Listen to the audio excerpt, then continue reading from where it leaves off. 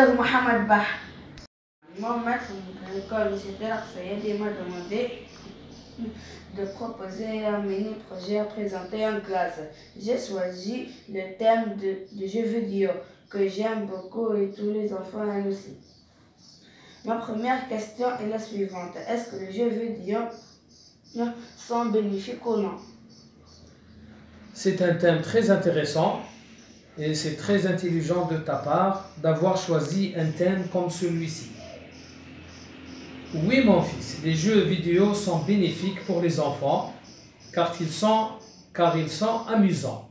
Et les enfants doivent trouver un peu de temps au cours de la journée pour s'amuser et se sentir mieux. Ainsi, peut se sentir mieux ainsi, surtout après une journée d'études à l'école. Mais le temps autorisé par les parents pour jouer doit être bien respecté par les enfants. Il y a un temps pour l'école, un temps pour manger, un temps pour dormir et un temps pour jouer et aussi un temps pour faire les devoirs à la maison. Pour bien répondre à ta question, je dirais que le temps permis par les parents pour jouer aux jeux vidéo doit être bien respecté plus que les autres jeux parce que il y a un risque de survenue de maladie si l'enfant joue aux jeux vidéo pendant très longtemps. Voilà. La deuxième question est quel risque courent les enfants en jouant beaucoup aux jeux vidéo? Il y a 3 étapes de maladie, en gros, dans les risques qui peuvent survenir aux enfants jouant pendant très longtemps aux jeux vidéo. Il y a 3 étapes. La première étape, les maladies qui peuvent survenir, ce sont des maladies de comportement. L'enfant devient impulsif.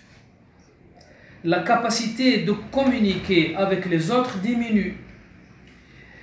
Et la troisième chose, il demande à jouer plus qu'auparavant.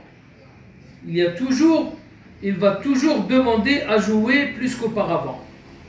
Dans la deuxième étape, l'enfant va penser à l'activité de jeu précédente où il va prévoir de jouer à chaque fois au prochain jeu. Il va toujours penser à jouer. Une deuxième chose, il va sentir la nécessité de consacrer de plus en plus de temps au jeu. La troisième chose, il va y avoir des tentatives infructueuses, c'est-à-dire qu'il ne va pas réussir à réduire le temps de jeu. Il va jouer aux jeux habituels, comme par exemple au football ou bien d'autres jeux. Et il joue aux jeux vidéo, il va sentir la nécessité de jouer aux jeux vidéo lorsqu'il ne se sent pas bien. Et aussi, il répond aux membres de la famille qui ne jouent pas beaucoup. Il va mentir sur le temps nécessaire à ces jeux. Dans la troisième étape, la relation avec ses parents va se détériorer. C'est-à-dire qu'il va y avoir une mauvaise relation de communication avec ses parents. L'enfant devient méchant, devient agressif. Et aussi, en dernière étape, il va peut-être vivre une maladie très grave qu'on appelle la dépression nerveuse. C'est quoi cette dépression nerveuse? C'est-à-dire que c'est une maladie grave où l'enfant ne veut plus aller à l'école, il ne veut plus manger, il ne peut plus dormir. Il va se sentir tout le temps triste et il sent tout le temps un sentiment, il va sentir intérieurement un sentiment de peur. Merci docteur pour ces renseignements très bénéfiques. J'ai une autre question à vous poser. Comment éviter les effets néfastes des jeux vidéo? Il faut, à mon avis, préserver le droit de s'amuser aux enfants, car ceci permet leur épanouissement. et permet de maintenir un équilibre psychique. Mais comme j'ai dit tout à l'heure, le jeu,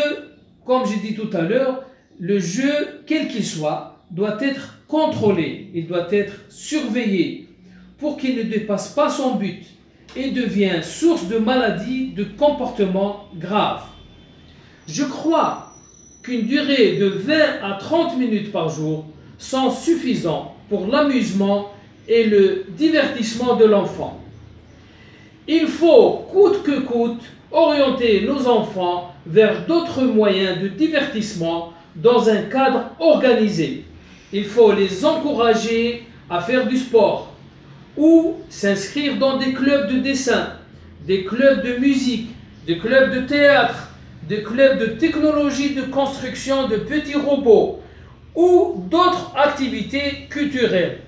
Ces activités vont permettre à l'enfant de ne pas se retrouver seul devant sa tablette et d'apprendre quelque chose d'utile tout en s'amusant. Vos propositions sont logiques et pratiques. Si vous permettez, j'ai une autre question. Est-ce qu'il y a des jeux vidéo bénéfiques autres que les jeux existants actuellement?